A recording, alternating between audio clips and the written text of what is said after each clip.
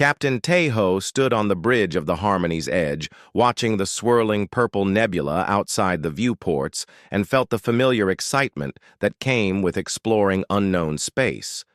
But today, something felt different about this region near.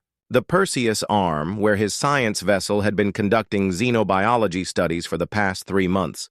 Dr. So-Young walked up beside him, carrying her datapad filled with readings from the strange energy signatures they had been tracking, and her dark eyes reflected the same curiosity that had driven her to become the youngest chief xenobiologist in the Galactic Union fleet at only 32 years old.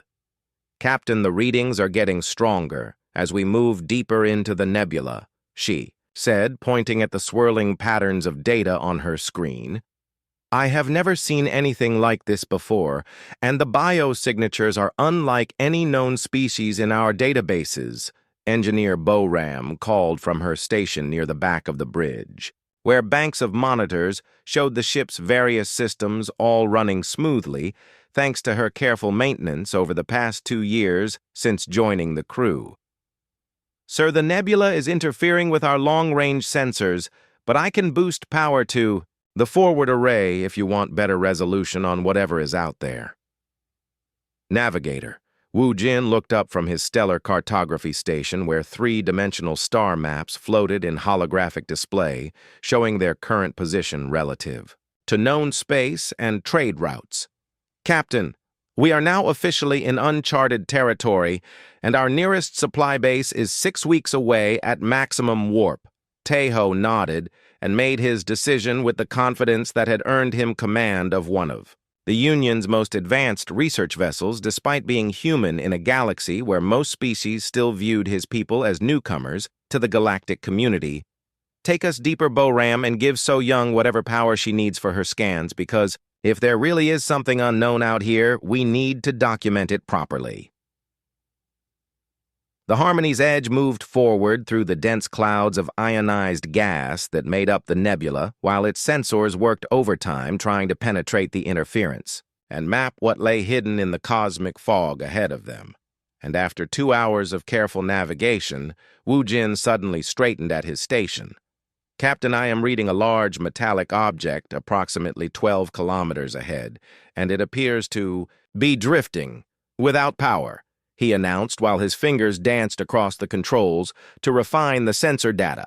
"The size suggests it might be a ship, but the design does not match anything in our recognition databases." So-Young was already analyzing the bio readings coming from the mysterious object, and her excitement was evident in her voice as she reported her findings. "Sir, I am detecting faint life signs aboard that vessel, but they are unlike anything I have seen before, and the patterns suggest the beings might be in some kind of suspended animation." Tejo felt his pulse quicken as he realized they might have discovered not just a new species, but possibly the first contact with a completely unknown civilization, and the implications of such a discovery would change everything they knew about this region of space. "Boram, take us in slowly and prepare the docking clamps while So-Young gets her team ready for a potential first contact situation." As they approached the alien vessel, its true size became apparent, and the ship was massive, easily 3 times longer than the Harmony's edge, with a sleek, crystalline design that seemed to capture and reflect the nebula's purple light in mesmerizing patterns along its hull, which appeared to be made from some kind of unknown material. Wu Jin studied the vessel's configuration and tried to understand its purpose based on its design. "Captain, the ship shows signs of extreme age, and there is evidence of damage to several hull sections, but the main structure appears intact, and I am detecting what might be docking ports along the starboard side." The docking procedure took nearly an hour as Boram carefully maneuvered their ship to connect with the alien vessel, while running constant scans to ensure the hull was stable enough to support a boarding party, and once the connection was secure, Tejo assembled his team for what might be the most important first contact in human history. So-Young led the boarding party, along with 2 security officers and a medical technician, while Tae-ho remained on the bridge to coordinate the operation and monitor their progress through the helmet cameras that transmitted everything back to the Harmony's edge in real time. The alien ship's interior was unlike anything they had seen before, with corridors that seemed to flow like frozen water and walls covered in crystalline formations that pulsed with faint internal light, and the air was breathable, though it carried a strange metallic taste that made everyone glad for their environmental suits. So-Young's voice crackled through the communication system as she reported her initial findings. "Captain, the ship appears to be a colony vessel designed for long-term space travel, and I am reading massive life support systems that have been running on minimal power for what appears to be centuries." They followed the ship's main corridor toward the source of the life signs and discovered a vast chamber, filled with hundreds of crystalline pods, each containing a sleeping figure that looked humanoid, but with elongated features and skin that seemed to shimmer with an inner light like living crystal. The ship's computer system was still functioning, and when So-Young connected her translation device to its databanks, they learned that these beings called themselves the Velkari, and they had fled their dying homeworld over 300 years ago in search of a new place to live. But their ship had suffered damage that left them stranded in the nebula. Tae-ho made the decision to attempt revival of one of the Velkari to establish communication and learn more about their situation, and So-Young worked carefully with the alien technology to safely wake their leader, whose name translated roughly as Elder Nurian. The revival process took several hours, and when Elder Nurian finally opened her eyes, they were like pools of liquid starlight that seemed to hold depths of wisdom and sadness, that spoke of a people who had lost everything they once held dear. Through the universal translator, Elder Nurian explained that her people had been refugees for centuries, searching for a world where they could rebuild their civilization, but their ship's navigation systems had failed, leaving them lost in the nebula with no way to continue their journey or return home. Tae-ho immediately offered assistance and promised that the Galactic Union would help the Velkari find a new home. But as the boarding party prepared to begin revival procedures for more of the sleeping refugees, something went terribly wrong with the Harmony's Ram's frantic voice came through the communication system with news that would change everything. "Captain, we have multiple system failures across all primary systems, and it looks like someone has introduced a virus into our computer network that is spreading through every connected system." The ship's lights flickered and died, leaving only emergency power while the artificial gravity fluctuated, causing everyone to grab onto nearby surfaces. And Woo Jin reported that their warp drive was offline, along with long-range communications and most of their sensor arrays. Tae-ho rushed back to his ship, leaving So-Young's team to continue working with Elder Nurian while he tried to understand what had caused their systems to fail so catastrophically, and when he reached the bridge, he found his crew working desperately to contain the damage. But it was already too late. "Captain, someone has sabotaged our primary computer core, and the virus is designed to target our specific system architecture," Boram reported, while sparks flew from damaged control panels around the bridge. "We are dead in space with no warp capability, and life support will fail in approximately 72 hours. The realization hit Tae-ho like a physical blow as he understood that someone or something had deliberately trapped them in the nebula far from any hope of rescue. And with the Velkari refugees now awake and depending on them for survival, the situation had become desperate beyond anything he had ever faced. With no other options available, Tae-ho ordered Woo Jin to prepare a broad spectrum distress signal that would broadcast their location and situation to anyone who might be listening, in the hope that somewhere in the vast emptiness of space, another ship would hear their call and come to help. As the distress signal began transmitting into the void, Tae-ho looked out at the swirling nebula that had become their prison and wondered if anyone would hear their call for help before it was too late for both his crew and the Velkari refugees who had already waited 3 centuries for salvation. Admiral Da-Yun stood in the command center of the Iron Resolve, studying the tactical displays that showed their current position deep in hostile territory, where her ship was conducting a classified reconnaissance mission that could determine the outcome of the growing tensions between human space and the aggressive Hegemony Alliance.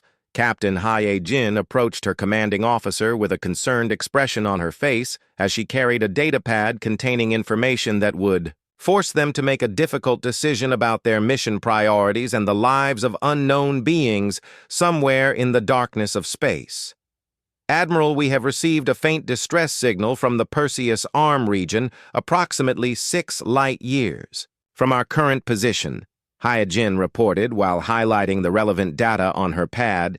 The signal is weak and heavily distorted by nebula interference, but it appears to be coming from a Galactic Union science vessel. Chief Engineer Dong Min looked up from his monitoring station where he had been overseeing the ship's stealth systems that kept them hidden from enemy sensors, and his weathered face showed the concern of someone who understood the implications of breaking radio silence in hostile space. Admiral, if we respond to that distress call, we will have to abandon our current mission and risk exposing our position to hegemony patrol ships, Dongmin said, while checking the power levels of their cloaking device. Our orders were very specific about maintaining communications blackout until we complete reconnaissance of their new shipyard facilities. Medical Officer Kyung-soo joined the discussion from his position near the ship's internal communication systems, where he had been monitoring crew health and morale during their long journey through enemy territory, and his voice carried the weight of someone who had seen too much suffering. Admiral, with respect, our primary mission is important, but if there are people dying out there, we have a moral obligation to help them regardless of our orders, Kyung-soo stated firmly, while his dark eyes reflected the determination that had made him one of the most respected medical officers in the human colonial. Navy Da-Yun felt the familiar weight of command as she considered the options before her, and the consequences of whatever decision she made in the next few minutes would affect not only her crew and mission, but potentially the lives of unknown beings who were counting on someone to hear their call for help. The distress signal continued to repeat its automated message through the communication systems, and even though the translation algorithms could not fully decode the alien portions of the transmission, the human sections were clear enough to understand that people were dying somewhere in the Perseus Arm Nebula Hae-Jin. What is our estimated travel time to reach the source of that signal? Da-Un asked while studying the star. Charts that showed the distance between their current position and the nebula where the distress call was originating. Admiral, at maximum warp, we could reach the signal source in approximately 18 hours, but we would have to travel through 2 hegemony patrol zones and risk detection by their sensor networks.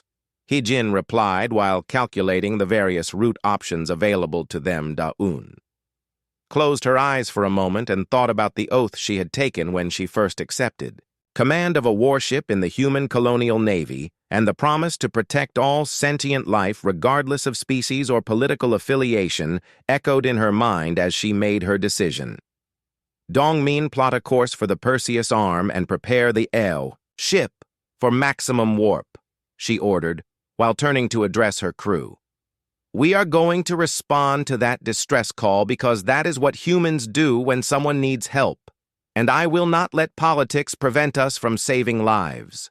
The Iron Resolve changed course and accelerated toward the nebula, while its crew prepared for whatever they might find at the source of the distress signal, and the ship's advanced sensors began long-range scans to gather information about the situation they were heading into. 18 hours later, they emerged from warp space at the edge of the nebula and immediately detected the Harmony's edge, drifting powerless in the purple clouds, with another much larger vessel connected to it by docking clamps and emergency power cables.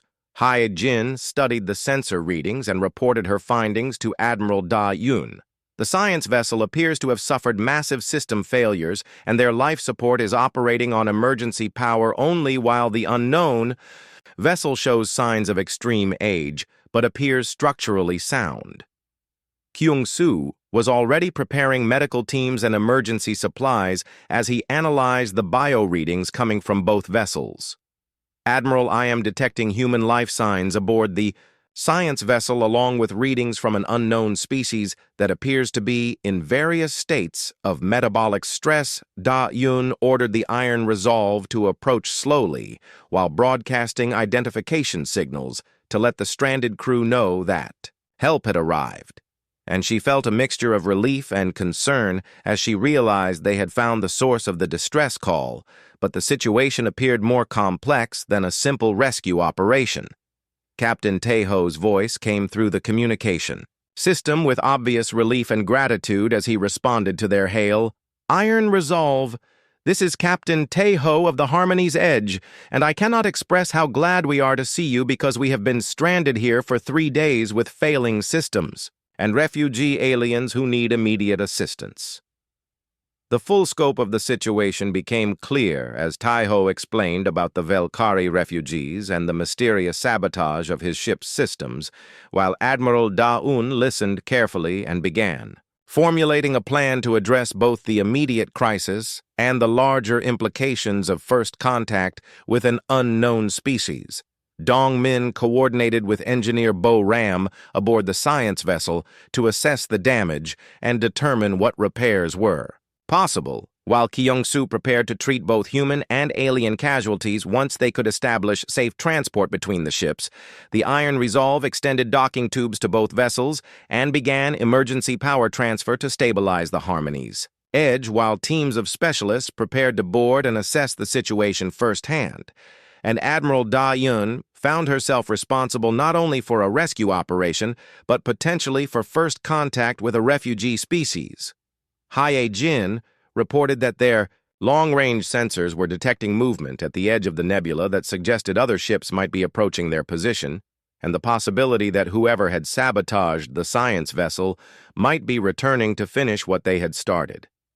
Admiral, I am reading multiple warp signatures approximately 4 hours out from our position, and the energy patterns match Hegemony Alliance vessel configurations, Hae-jin announced, while refining the sensor data to get better resolution on the approaching ships. Da-Yun realized that their rescue mission had just become much more complicated as she understood that the Hegemony fleet was probably hunting the Velkari refugees and would not hesitate to destroy both human ships to prevent their escape, or to capture the aliens for whatever purpose they had in mind.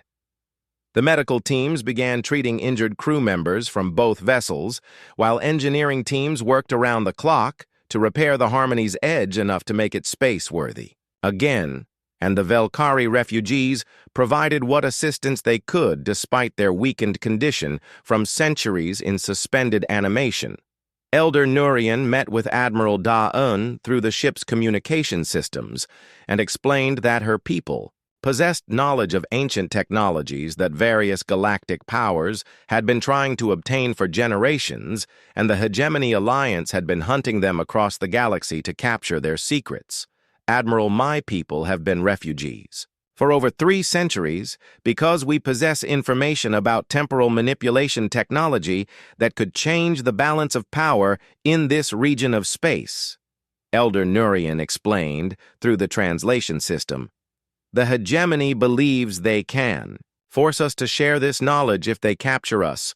Da-un felt the weight of responsibility settle on her shoulders as she realized that this situation was about much more than a simple rescue mission, and the decision she made in the next few hours could affect the balance of power between humanity and the Hegemony Alliance. Kyung-soo reported that the Velkari refugees were recovering well from their long sleep, but would need ongoing medical support and protection from those who sought to exploit their knowledge, and Admiral Da-Yun knew that abandoning them was not an option regardless of the consequences. With time running out before the Hegemony fleet arrived, Da-Yun made the decision that would define not only her career, but potentially the future relationship between humanity and the galaxy, as she ordered her crew to prepare for battle while protecting both the refugees and the damaged science vessel. All hands. This is Admiral Da-Yun, and we have a situation that requires us to make a stand against superior numbers. she announced over the ship's communication system. "We have refugees under our protection, and I will not abandon them to face slavery or death at the hands of the hegemony, because that is not what humanity stands for." The hegemony fleet emerged from warp space at the edge of the nebula like predators following a blood trail, and Admiral Vexthul stood on the bridge of his flagship watching the sensor displays that showed two human vessels protecting his prize. After centuries of hunting the Velkari refugees across half the galaxy, Sub-Commander Young-Ho monitored the weapons systems aboard the Iron Resolve while tracking the incoming enemy ships, and his tactical display showed 12 hegemony warships, approaching in attack formation with enough firepower to destroy both human vessels several times over. "Admiral, they are hailing us on standard diplomatic frequencies," Communications Officer Min-Ji reported while monitoring the various channels that the hegemony was using to transmit their demands.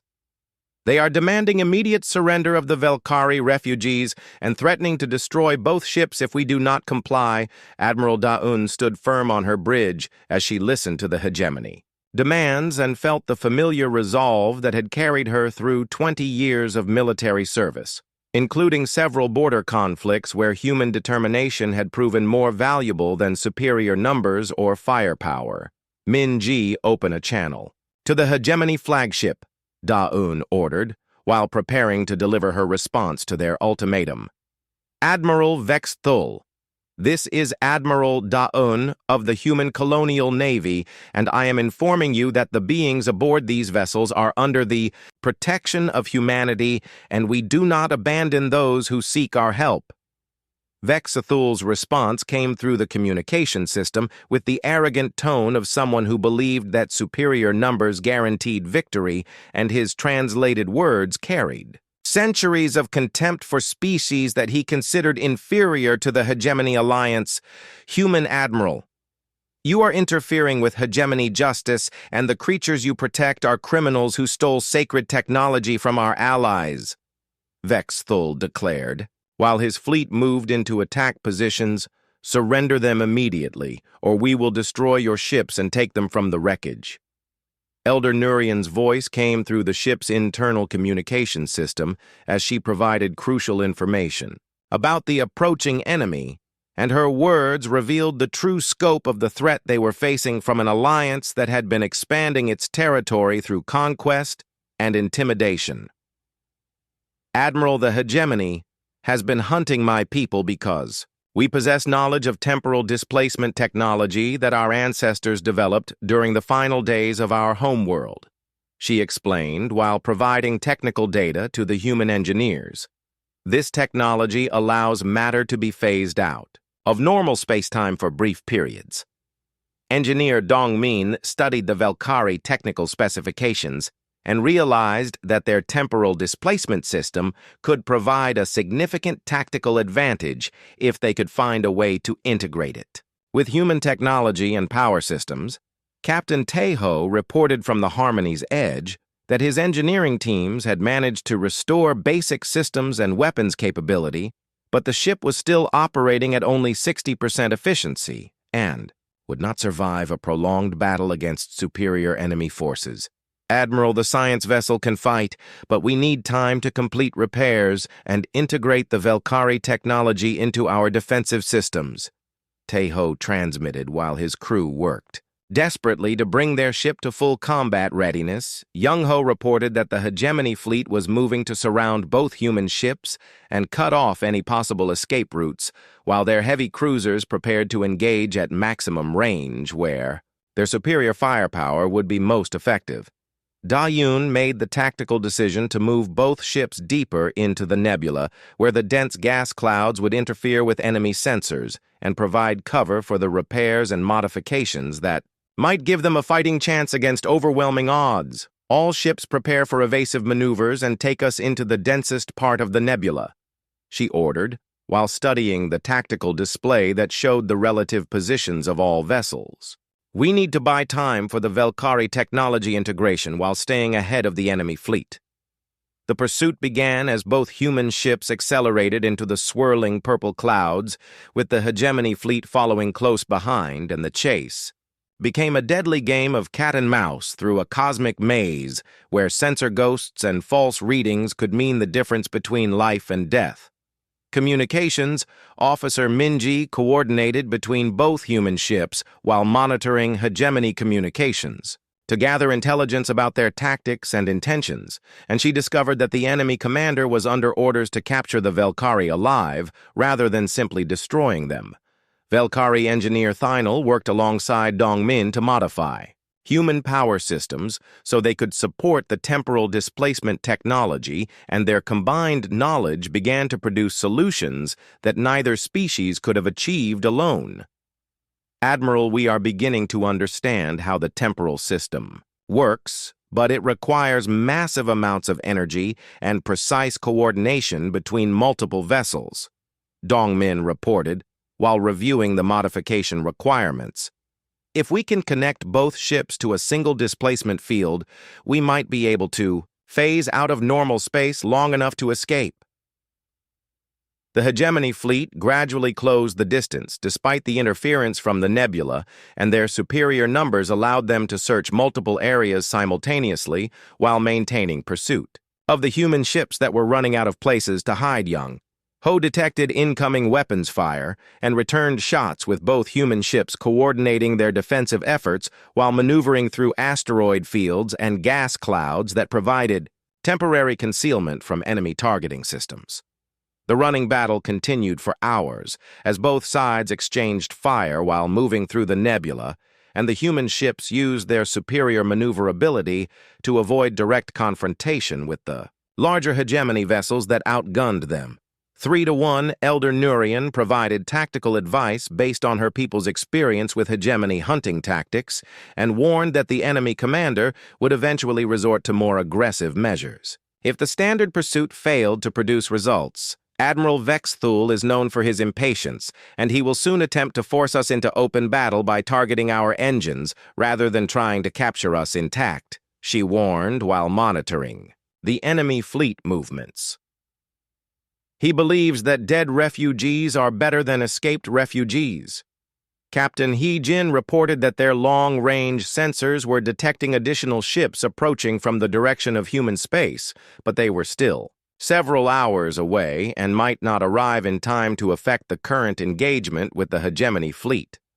The chase led toward the edge of the nebula, where the gas clouds became thinner and provided less concealment, while the open space beyond offered better sensor visibility, but fewer tactical advantages for the outnumbered human ships. Dae-Yun realized that they were approaching a critical decision point where they would have to either make their stand in the nebula or break for open space and attempt to reach human territory before the hegemony fleet could destroy them. Thynel announced that the temporal displacement modifications were nearly complete, but warned that the system had never been tested with human technology and there was no guarantee that it would work properly when activated under combat conditions. Admiral, the displacement field will require both ships to maintain precise formation while channeling all available power through the modified systems, Thynel explained through the translation interface. Any disruption in power flow or positioning could result in partial phase displacement, which would be fatal. The hegemony fleet began to concentrate their fire on the human ship's engines in an attempt to disable them and force a surrender, while Admiral Vexthul transmitted increasingly aggressive demands for the immediate transfer of the Velkari refugees. Young Ho returned fire with everything the Iron Resolve could bring to bear, while coordinating with the Harmony's Edge to maximize their combined defensive capabilities, but the enemy ships continued to close despite taking damage from human weapons.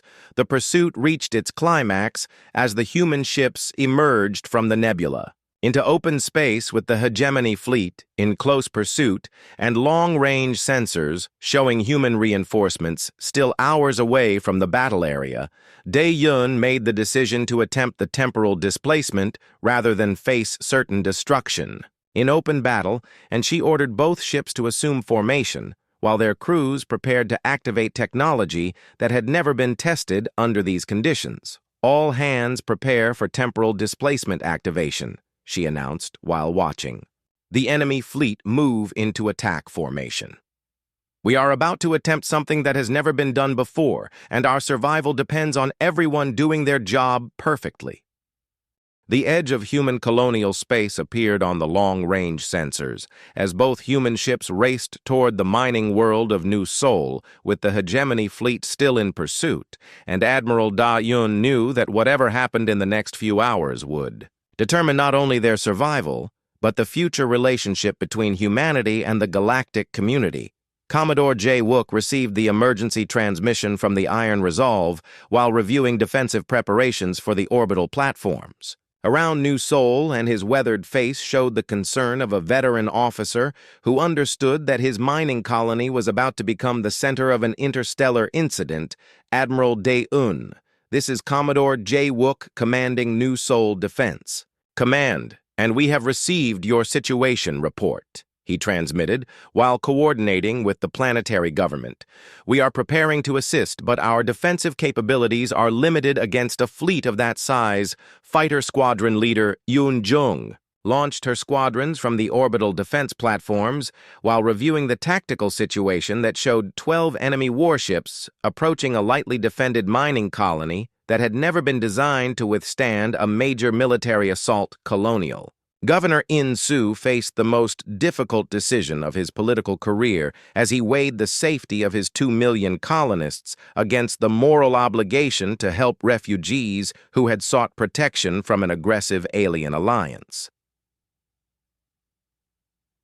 Commodore, the Colonial Council has voted to authorize full military support for the refugee rescue operation. Governor In-soo announced over the secure communication channel, "We will not abandon people who need our help regardless of the political consequences." Velkari. Engineer Thynel worked frantically with both human engineering teams to complete the temporal displacement modifications, while the approaching battle made it clear that they would only get one chance to use the untested technology. Admiral The displacement system is ready, but we need both ships to maintain perfect formation while channeling maximum power through the modified systems. Thynel reported while monitoring the energy flow patterns. Any variation in position or power could result in catastrophic system failure. The Harmony's Edge completed its emergency repairs, and Captain Taeho reported that his ship was ready for combat operations, but still operating at reduced efficiency due to the sabotage damage that had stranded them in the nebula. Admiral Da-yoon coordinated the defense with Commodore J-Wook while studying the tactical displays that showed the relative strength of human forces compared to the approaching hegemony fleet, and the numbers were not encouraging. For a conventional engagement, Commodore, we need to concentrate our forces to protect the orbital platforms while buying time for the temporal displacement system to charge, Da-un transmitted, while positioning the Iron Resolve between the enemy fleet and the colony. The Velkari technology might give us the tactical advantage we need. Young-ho prepared the weapon systems for what would likely be the most intense battle of his career while coordinating targeting solutions with both the Colonial Defense Forces and the Harmony's Edge to maximize their combined firepower against superior numbers. The hegemony fleet emerged from warp space at the edge of the New Sol system, and Admiral Vexthul immediately deployed his ships in attack formation while transmitting demands for the immediate surrender of the Velkari refugees and any humans who had aided them. Human forces, this is Admiral Vexthul of the Hegemony Alliance, and you are harboring criminals who possess stolen technology, his transmission declared while his ships moved into attack positions. Surrender them immediately, or we will consider your colony a legitimate military target. Elder Nurian provided crucial intelligence about hegemony battle tactics, while her people worked to integrate their temporal technology with human defensive systems, and she warned that the enemy commander would not hesitate to destroy civilian targets to achieve his objectives. Fighter Squadron Leader Yoon Jung led her pilots in the opening engagement as they attacked the advancing hegemony fleet with coordinated strikes designed to disrupt their formation and force them to divide their attention between military and civilian targets. The battle began in earnest. as both sides exchanged fire across the space around New Sol, while the orbital defense platforms provided covering fire for the human ships that were maneuvering to protect the colony from enemy bombardment. Commodore Jaywook coordinated the defensive efforts from his command center while monitoring damage reports from the platforms and ships under his command, and the early exchanges showed that human forces were holding their own despite being outnumbered. Captain Hyejin reported that several hegemony ships had broken through the outer defensive perimeter and were approaching the orbital platforms with obvious intent to destroy the colony's industrial infrastructure and civilian population centers.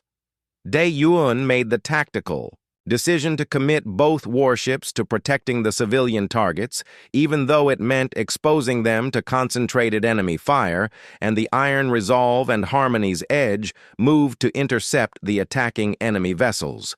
The space battle intensified as more hegemony ships joined the assault, while human defenders fought desperately to prevent enemy forces from reaching the colony, and the orbital platforms began taking heavy damage from enemy weapons. Fire Young-ho reported that the Iron Resolve had sustained damage to several primary systems, but remained combat effective, while the Harmony's Edge continued to provide supporting fire, despite operating with reduced capabilities. Thynel announced that the temporal displacement system was approaching full charge, but warned that they needed several more minutes to complete the final calibration sequence while the battle raged around both human ships. Admiral, the displacement field will be ready in approximately 10 minutes, but we need both ships to disengage from combat and assume formation position, Thynel transmitted while monitoring the power flow through the modified systems. The hegemony fleet concentrated their assault on the human warships in an attempt to destroy them before they could activate whatever secret weapon they were preparing, and Admiral Vexthul ordered his ships to focus fire on the Iron Resolve. Yoon Jung's fighter squadrons provided desperate cover for the larger ships while taking heavy casualties from enemy point defense systems, and her pilots showed the courage that had made human military forces respected throughout the galaxy. Colonial Governor Insu authorized the evacuation of civilian population centers while emergency services prepared for possible enemy bombardment of the colony's surface, and the 2 million residents of New Sol faced the possibility of becoming casualties in an interstellar war. Commodore Jaywook reported that his defensive platforms were running low on ammunition, and several had been destroyed by enemy fire, while the remaining units continued to provide covering fire for the human warships. The battle reached its most critical phase as the hegemony flagship broke through the defensive lines and moved into position to destroy both human warships with concentrated fire from its heavy weapons systems. Dae-Yoon realized that they were running out of time and options as the enemy closed in for the final assault, and she made the decision to attempt the temporal displacement, even though the system was not fully charged. All ships prepare for emergency temporal displacement activation, she ordered, while watching the hegemony flagship target both human vessels. We have no choice but to attempt the procedure now or face certain destruction. Thynel warned that attempting displacement with insufficient power could result in partial phase shift that would tear both ships apart, but Admiral Da-Un knew that certain death was preferable to capture or surrender of the refugees. The hegemony fleet moved into final attack position while human forces prepared to activate technology that had never been tested under combat conditions, and the fate of not only the Velkari refugees, but human colonial expansion hung in the balance. Young-ho reported that enemy ships were charging their main weapons for a coordinated strike that would destroy both human warships and end any hope of protecting the refugees from centuries more of pursuit by the hegemony alliance. As the enemy prepared to fire their killing blow, Admiral Da-Yoon gave the order that would either save them all or destroy them in an experiment with forces that neither species fully understood. The temporal displacement field activated just as the hegemony flagship fired its main weapons, and reality seemed to bend around both human ships as they phased partially out of normal space-time while enemy plasma bolts passed harmlessly through. Their displaced matter, Velkari High Technician Miral coordinated the displacement from aboard the Harmony's Edge, while monitoring energy patterns that represented forces her people had not used for over 3 centuries, and the strain of maintaining. The field with insufficient power caused sparks to fly from overloaded human systems. Admiral Da Yun felt the strange sensation of existing between dimensions as her ship occupied multiple states of reality simultaneously, and she could see the hegemony fleet frozen in normal space while her vessels existed in a pocket of altered time. Admiral, the displacement field is holding, but we can only maintain this state for approximately 4 minutes before power systems fail completely. Miral reported through the translation interface, while her crystalline features reflected the strain of operating ancient technology. Fleet Admiral Sung Ho received the emergency transmission from New Seoul just as his task force completed their patrol of the outer colonies, and he immediately ordered maximum warp toward the battle zone while coordinating with other human military units in the region. The displacement field began to fluctuate as human power systems struggled to maintain the massive energy requirements, and both ships flickered between normal space and the strange realm where time moved differently. Captain Tae Ho reported that his ship's systems were approaching critical failure as the modified power conduits overloaded under the strain of channeling more energy than they were designed to handle. Young Ho watched in amazement as enemy weapons fire passed through their phased ship, while the hegemony fleet appeared frozen in time relative to their accelerated temporal state, and he realized they were witnessing technology that could revolutionize space warfare. Admiral Vexthul found his fleet suddenly firing at empty space as both human ships vanished from his sensors, and his tactical officer reported impossible readings that suggested the targets had somehow stepped outside normal spacetime. All ships concentrate fire on the last known position coordinates, Vexthul ordered, while his fleet attempted to target vessels that no longer existed in the same dimensional framework. They cannot maintain this deception for long. Commodore Jae-wook watched the battle from his command center as the human warships simply disappeared from all sensor displays while enemy fire passed through the space they had occupied moments before, and he realized he was witnessing the deployment of technology beyond current understanding.